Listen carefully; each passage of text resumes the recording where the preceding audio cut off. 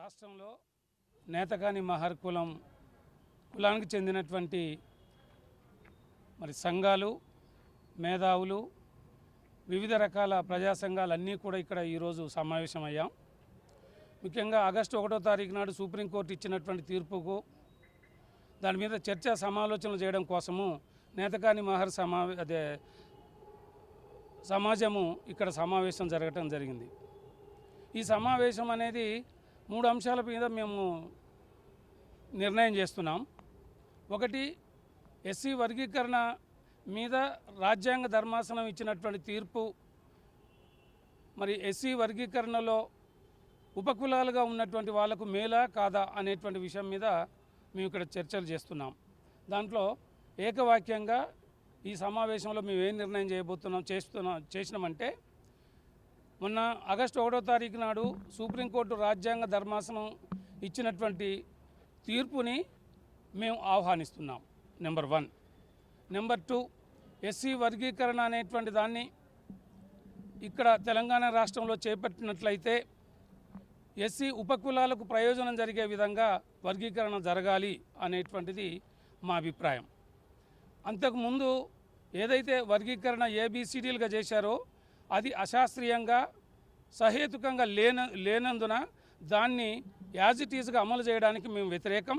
దాని స్థానంలో ఇక్కడ మరొక కమిషన్, ఒక ఎస్సీ కమిషన్ని నియమించి కమిషన్ ద్వారా కులగణన అనేటువంటిది జరిపి కులగణనలో వచ్చినటువంటి జనాభా తమాషా ప్రకారము ఆయా కులానికి ఏ జనాభా ఉన్నదో ఆ జనాభాలకు అనుకూలంగా వర్గీకరణ చేసి దాంట్లో పర్సంటేజ్ అనేటువంటిది కేటాయించాలి.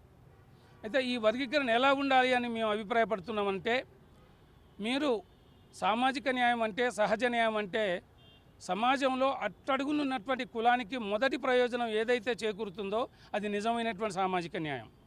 ఎస్సీలలో ఒక డెక్కలి, ఒక దొమ్మరి అనేటువంటి కులాలు ఉన్నాయి. ఆ డెక్కలి వాళ్లకు, ఆ దొమ్మరి వాళ్లకు, ఒక సింధు వాళ్లకు, లేకపోతే ఇంకా మాల జంగాలకు, ఇటువంటి వాళ్లకు, మాస్టిన్ వాళ్లకు మొదటి ప్రయోజనం సమకూర్చితే బాగుంటుంది. కాబట్టి మీరు ఎస్సీ ఉపకులాలు అనేటువంటి వాటిని మాదిగ కులం యొక్క ఉపకులాలని, మాల ఉపకులాలని ఒకే ఘాటిన కట్టేయకుండా మాదిగ ఉపకులాలని మరి కింది నుంచి చూస్తాం కాబట్టి మాదిగ ఉపకులాలని ఏ వర్గంలో చేర్చాలి, ఆ తర్వాత B కేటగిరీలో మాదిగ కులాన్ని, ఒక్క కులాన్ని మాత్రమే చేర్చాలి, తర్వాత C కేటగిరీలో మాల ఉపకులాలను చేర్చాలి, ఆ తర్వాత D కేటగిరీలో మాల కులాన్ని చేర్చాలి. అంటే ఒక్క మాటలో మేము చెప్పదలుచుకున్నది ఏంటంటే, మాదిగ అనే కులాలతో ఉపకులాలను కలిపి ఇప్పటి వరకు చేసినటువంటి అన్యాయాన్ని మళ్ళీ కొనసాగించడానికి మేము అంగీకరించము.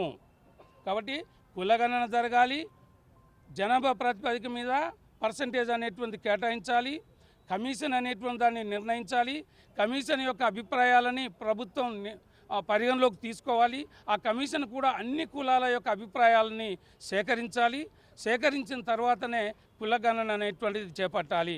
ఇవాళ సుప్రీంకోర్టు ఇచ్చినటువంటి తీర్పు ఇది కేవలం ఒక మాదిగ వర్గానికో లేకపోతే మరి చమార్ వర్గానికో కాకుండా ఎస్సీ ఉపకులాలకు సంబంధించినటువంటి తీర్పుగా మేము నేతకాని మహర్ కులం అనేది భావిస్తూ ఉన్నది. కాబట్టి 57 ఉపకులాలని మాల ఉపకులాలుగా, మాదిగ ఉపకులాలుగా విభజించి వాటికి ప్రత్యేకమైనటువంటి మరి కేటగిరీలని చేసి మాకు పర్సంటేజ్ని మా జనాభా తమాషా ప్రకారం ఇవ్వాలనేది మా యొక్క అభిప్రాయం.